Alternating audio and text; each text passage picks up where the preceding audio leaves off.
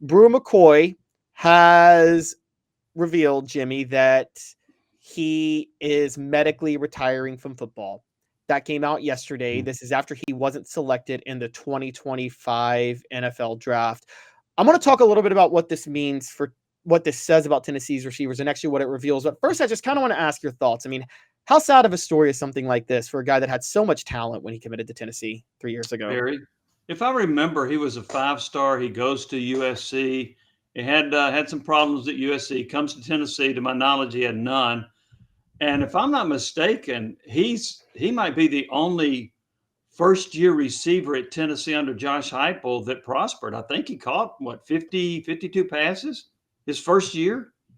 And nobody else in the first year of that system really put up numbers quite like that. So, yeah, I thought he came in with a flourish, but it was also evident that after he suffered that gruesome injury in 2023, he was never the same player.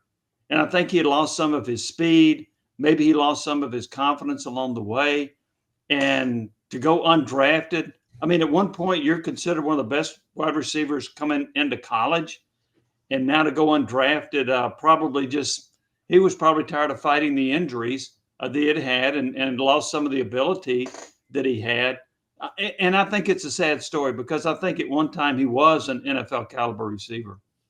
I totally agree. And that leads us to today's tough question. Again, brought to you by Banks & Jones, Tennessee's trial attorneys. Play to win. Why settle? Banks & Jones. The poll question is up. Does Brew McCoy's medical retirement prove the Vols were more limited than we thought at wide receiver in 2024? Now, I want to ask Jimmy this, and this is today's tough question. Does Brew McCoy's medical retirement from football and the fact that he was the number one receiver last year for Tennessee prove beyond a reasonable doubt that the receivers and the limitations at the receiver position was a bigger problem in the passing game last year than anything else? Yes, I think it was. And I didn't know the extent of McCoy's injuries. I just knew that he wasn't the same player he'd been before. I think that was evident to a lot of us that watched him play. And then you have a diminutive receiver in Squirrel White, who I thought would be able to stretch the field a little bit, but it seemed like almost everything he caught was within 5 yards of the line of scrimmage, right? Flanker screens and whatever. So, and then Chris Brazzell did not have the year I thought he would have. Matthews comes in as a 5-star receiver and he catches 7 passes. It's still hard for me to figure out why he wasn't more productive, other than maybe he had difficulty learning this offense and learning the scheme and learning how to read defenses as he ran routes. But yeah, when you take McCoy almost out of the equation and just not being as effective, that certainly had an impact. And in my opinion, certainly debatable, I thought the wide receiving core was the most underachieving group on Tennessee's team last year. I thought so too. And it wasn't just, part of this was Brew losing a step. And, we watched a lot of plays last year. I'm sure you did too, where Nico seemed to overthrow Brew McCoy or some wide open guys. And I wonder if I look back, we blame Nico's lack of accuracy. We thought it was a Joe Milton thing. Maybe he just mistimed it because of Brew McCoy's slower step looking back. Yeah, very well could have been. Yeah. And I would not discount that. I will say this though, in regard to that, I wonder in practice if they could not have adjusted. If Nico couldn't have recognized, hey, McCoy's a step slow, I cannot lead him like I used to. So maybe there could have been an adjustment in practice that did not carry over to the games. I don't know. But I do think the lack of speed by Brew McCoy certainly took away any impact of him being able to catch the ball downfield.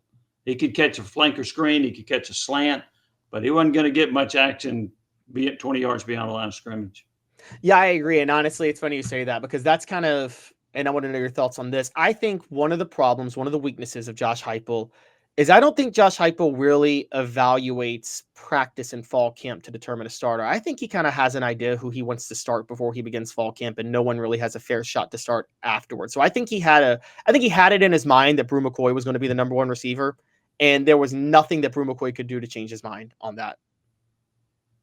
Well, I can't say I share that. I'm not saying you're wrong. I just hadn't thought of it that way. You're probably going back to Joe Milton starting over Hendon Hooker. I am still sticking with that, particularly when Joe Milton didn't even participate in all of spring practice. But yes. Yeah, and I think in that particular instance, you had a head coach that was enamored with Joe Milton's arm, just as Joe Milton was enamored with his arm. But I did talk to people that had the opportunity to watch their practices and their scrimmages, and they told me they would have started Hendon Hooker from the get-go. And I said, why? Because Milton – now, the media that says, well, we watched practice and we knew that Milton was ahead of him. Look, we only got to see like 2 periods against Air. So don't give me that. We didn't get the media, most of the media. There might have been some that were available to go watch it. We didn't get to see scrimmages, and that's what gives you a better idea than throwing against Air 7-on-7 without pads on. But I did have some people that watched those scrimmages, and they said I would go with Hendon Hooker, and I said why? They said because when Hooker's in the game, they move the football and they score touchdowns, and when Milton's in the game, there are a lot of 3-and-outs. They don't move the ball as effectively with Milton as they do with Hooker. So now, why the coaches didn't see that, I don't know. So I'll give you that one. I don't know if I would apply that to other positions. Maybe you're right about that. I just haven't really noticed that. Yeah, it just feels it's just a thought I kind of had because even with the Joe Milton Hendon Hooker thing, if you remember, look, I know Kadon Salter got in some trouble, but it was a minor violation of marijuana, and he quickly kicked Kadon Salter off the team for that. Yeah. And I have a hunch that if Kadon Salter was his guy, that's not something he would have dismissed a player for during the off season. Yeah, Salter had 2 minor issues. I don't remember the other one, but the second one is what got him, and the second was what you said.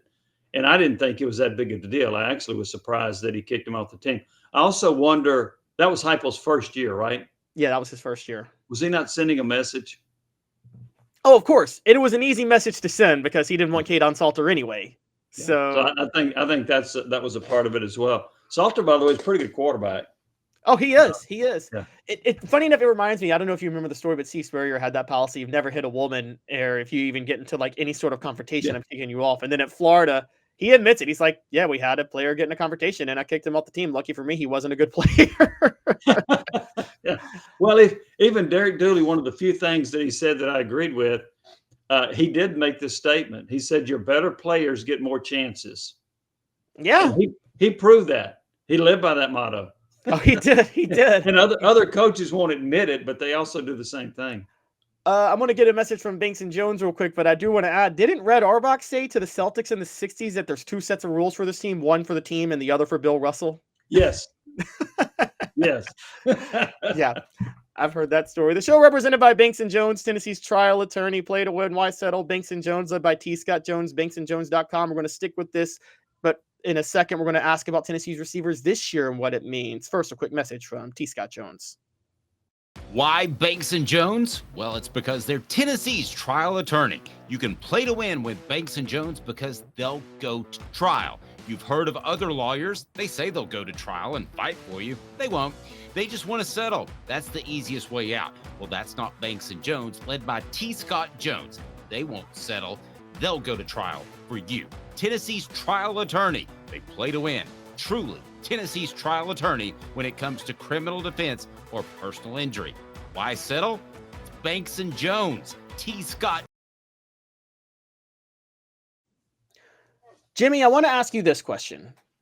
Given what we now know about Brew McCoy, and again, it's sad, we feel awful for him, but given how that kind of reveals how Tennessee's receivers were even more limited than we thought last year, do you think that actually provides a little bit of hope for the receiving core this year and the idea that the passing game could be significantly better because of the fact that, as far as we know, everybody in the unit is healthy, assuming they've picked up Josh Heupel's offense? Well, my reason for hesitancy on this one is that Mike Matthews he got hurt earlier, but I still go back to why he only caught 7 passes. We haven't seen anything out of Staley yet. He hasn't proven himself. I think Brazel can be a good receiver. I thought he was pretty average last year. And you got freshmen don't come into this system and produce, right? And Tennessee's got 3 freshman receivers coming in. Maybe Boo Carter gives them something at the wideout position. I'm not real confident with this receiver group. I had somebody tell me the other day he thinks this will be the most improved area of Tennessee's team, the wide receivers. For Tennessee's sake, I hope he's right. But I just have to see it. Do I think Mike Matthews has some talent? I do. But is he going to go from 7 catches to 70? I don't see that. Is Staley going to emerge as a really good receiver? Maybe. But I don't see anybody taking a jump like Jalen Hyatt from 2021 to 2022. I don't see that. So I think this receiving core is okay. I don't think they're special like they were in 2022. So to me, it's the old Missouri thing. Show me. I need to see some proof out of this receiver group. Otherwise, I think they're going to be pretty comparable to what they were last year. Okay, let me play devil's advocate, and I know we're going back to when Tennessee was an NFL factory, but let's just take during the period of Tennessee's wide receiver U era and the era of, I'll go to the Fulmer years actually, when they were winning championships under Fulmer.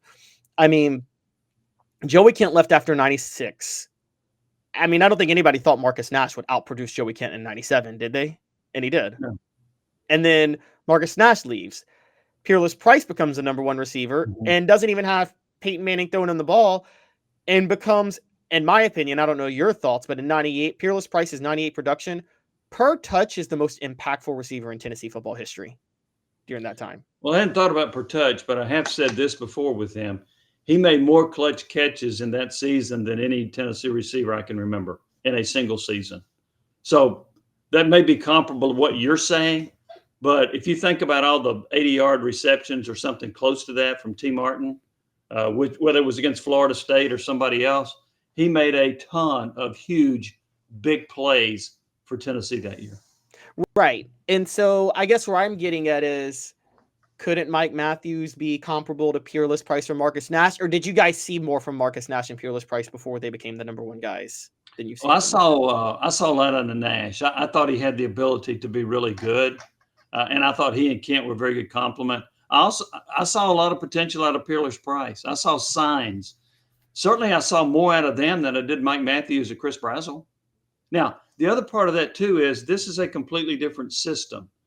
And I wonder, although it's simplified from this perspective, in my opinion, Caleb, if you put 6 in the box and you spread with them, Tennessee's going to run.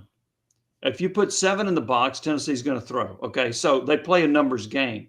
But I do think it's complicated and complex when you read as much as they do. I don't think they ask the receivers, okay, you're running a 7-yard out. I think they're saying now, if the defensive back does this, this is what you do. And so you got to be on the same page as a quarterback, or else the quarterback's going to throw an incompletion and an interception. I think that makes it more difficult for young players to succeed in this system because they're doing so much reading and reacting to what the defense does, other than your flanker screen pass or maybe a slant. So I think this system makes it harder to flourish if you're new to it. And that gives me concern about a new quarterback coming in, right? So If you assume that Joey Aguilar is going to be a quarterback, he's going to have to do a whole lot of reading and being on the same page with those receivers, which I think you're going to see a number of passes where he throws it inside and the receiver goes out, or vice versa. Which also means, does Josh Heupel come back and say, we got to simplify this a little bit from the route running. We have to call a 7-yard out. We have to call a deep slant. We have to pre-call that and let them beat their guy instead of reading what the defense is doing and reading what the defensive backs are doing. Because I think that has slowed the progress of some of these wideouts. Oh, I agree with that, which is, I think that's the encouraging sign that maybe Mike Matthews has figured it out and just needed a year to develop in the system. Yeah. But you're right, with a new quarterback, I actually asked this question yesterday. I mean, does Joey Aguilar being a veteran help, or will there still be growing pains in September when he's? I do think it helps that he's been around 2 years junior college, 2 years at Appy State. Now, 2 things about that concern me. One, he's not played SEC competition. Okay. The other one is that is a completely new system. So is he a quick decision maker? I'll go back to 2021, and I don't expect Aguilar to be as good as Hooker was in 2021, but Hooker was good in 2021. He was great in 2022, second year in the system. And he has some good receivers to go with that. So Aguilar is going to have 1 year to figure this out. Is he going to be able to do that? I do think the fact that he's played a long time helps him. But boy, when you're coming into a new system, and is he a quick learner? Is he a quick study? Is he a quick decision maker? I do think he's going to be a tough and a good runner. I think he'll be a better runner than what Nico was.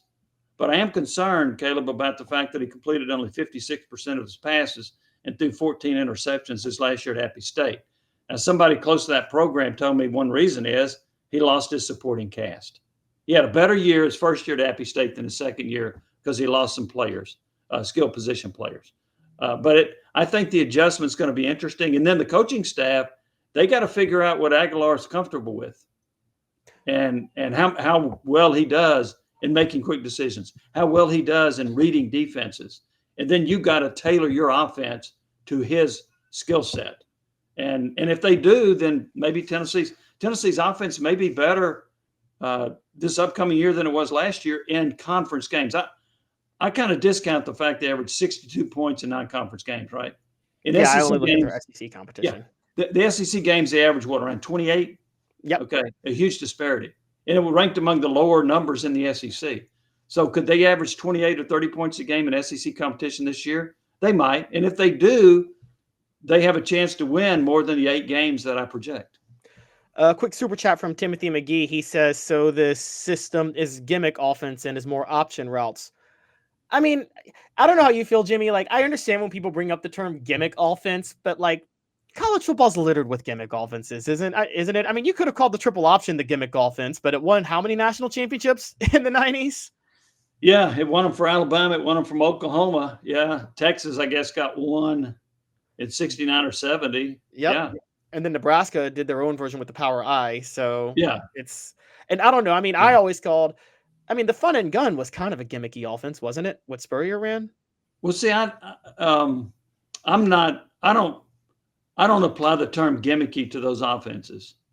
I think it's what they do. Was the Wishbone a gimmick offense? You had a number of teams that ran it back then. Now the only teams that run it are the service academies. Now that Paul Johnson's not at Georgia Tech. Gimmicky sounds like, well, it's just a trick offense and it's a fad. It's going to go away. It won't be around long. That was true of the Wishbone, but I think this offense is here to stay. I think so too. I mean, it's a variation of the air raid and the Art Briles offense. Both of those offenses have been around for a long time at this point. Yes. So yeah, totally agree.